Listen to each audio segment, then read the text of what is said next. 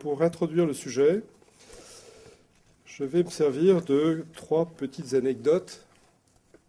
La première, donc, nous sommes le 5 octobre 2010, donc il n'y a pas très longtemps, et nous sommes convoqués par la Mondiale. La Mondiale, qui est un grand investisseur institutionnel et qui a toute une gestion investissement socialement responsable, donc ISR, qui est un sujet que l'on commence à connaître pas mal.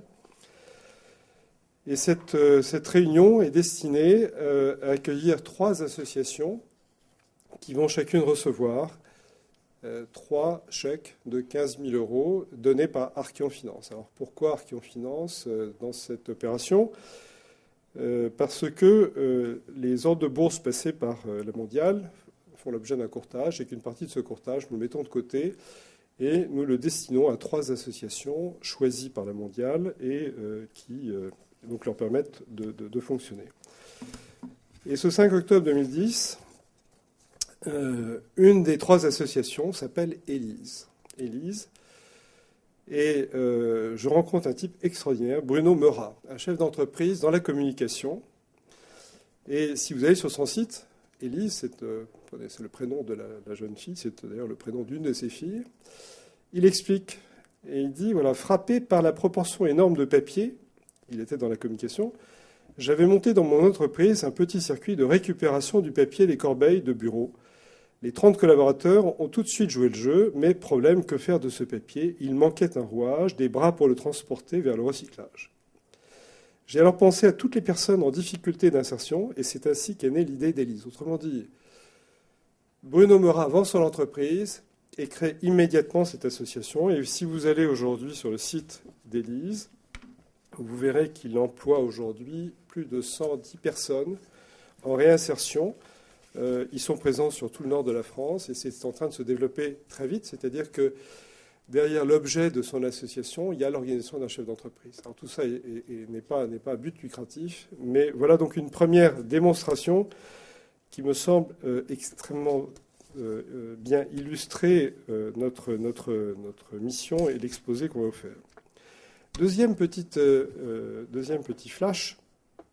Alors là, c'est plus récent. Nous sommes les 7 et 8 avril 2011. Nous sommes à Bénodet avec Annabelle, qui interviendra tout à l'heure, voilà, dans une manifestation organisée par nos amis Reprend et Transmettre, qui sont dans le stand numéro 18, juste à côté de celui d'Archeon Finance.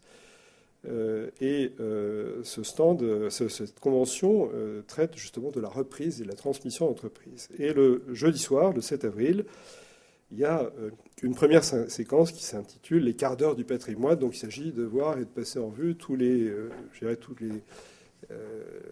recommandations que doit suivre un chef d'entreprise, aussi bien concernant son entreprise, la survie de son entreprise après sa cession, et puis ses dispositions personnelles. Alors interviennent des notaires de Nantes très brillants, un spécialiste des fusions-acquisitions, une spécialiste de tout ce qui est assurance liée au chef d'entreprise, une présentation hyper brillante. Moi, je suis scotché. J'avais jamais vu cette thématique présentée de cette manière-là. Donc je trouve que vraiment les chefs d'entreprise ont de la chance et qu'aujourd'hui on s'intéresse tout particulièrement à eux en organisant, en les accompagnant, en les pilotant, en optimisant. Et à l'issue des présentations, donc le débat commence avec l'assistance, il y a un chef d'entreprise qui lève la main et qui dit « Mais attendez, dans tout ça, on oublie qui ? On oublie le chef d'entreprise. » Je suis absolument rassuré, je dis « Écoutez, je lève la main, je dis « Mais attendez, vous voulez dire quoi ?» Il me dit, voilà, il nous dit, voilà, moi j'ai un statut social. Et du jour au lendemain, à partir du moment où j'ai vendu mon entreprise, j'ai plus rien. Je n'ai plus rien, je n'existe plus. Et donc je lui dis, mais écoutez, justement, travaillons. Il y a des sujets qui vous tiennent à cœur et que vous auriez pu ou qu'on pourrait éventuellement développer, autrement dit, à l'âge auquel que vous avez.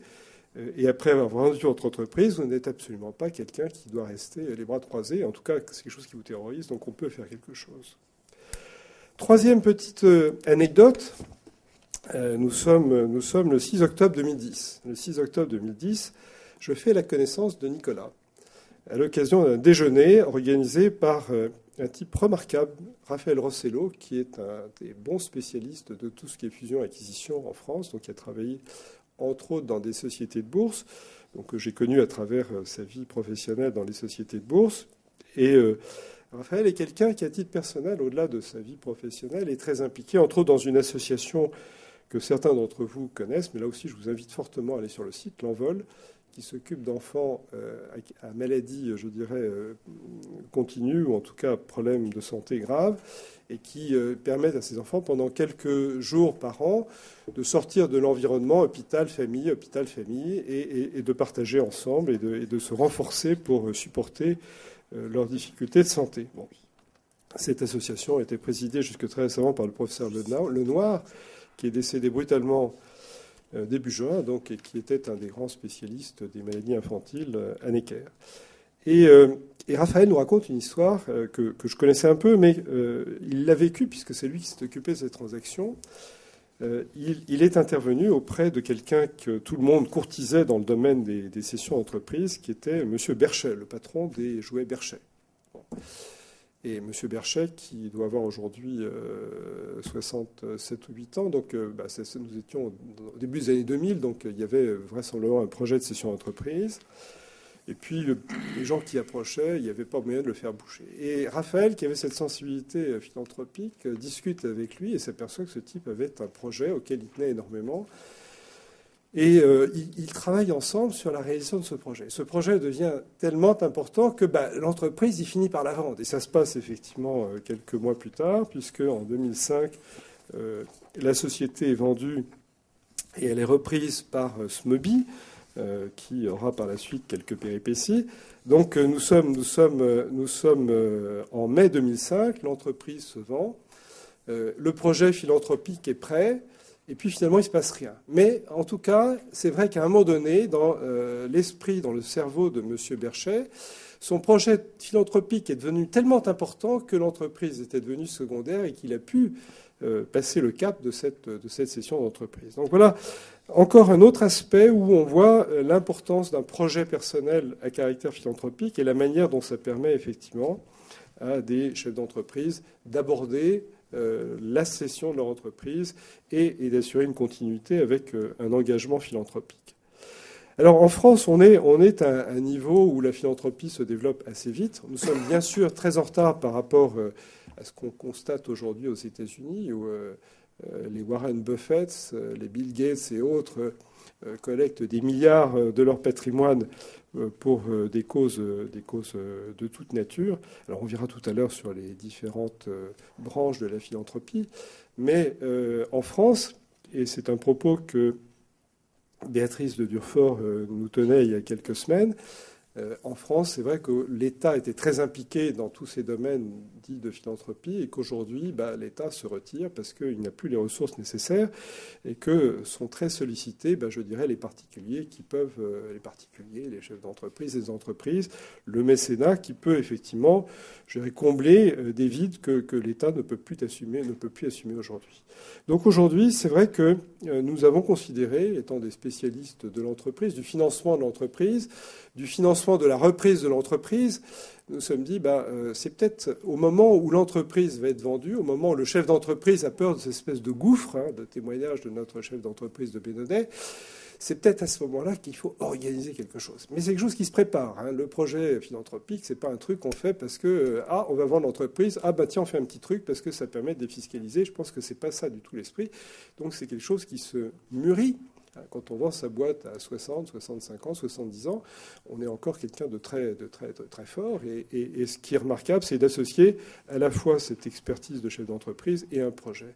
Donc vous allez voir qu'on peut enchaîner remarquablement bien et de manière très astucieuse, finalement, même au plan fiscal, la donation d'une partie de son entreprise avant la cession effective de cette entreprise et la mise en œuvre d'un projet philanthropique à travers les multiples, je dirais, modules qui peuvent exister pour alimenter et nourrir ce projet de philanthropie.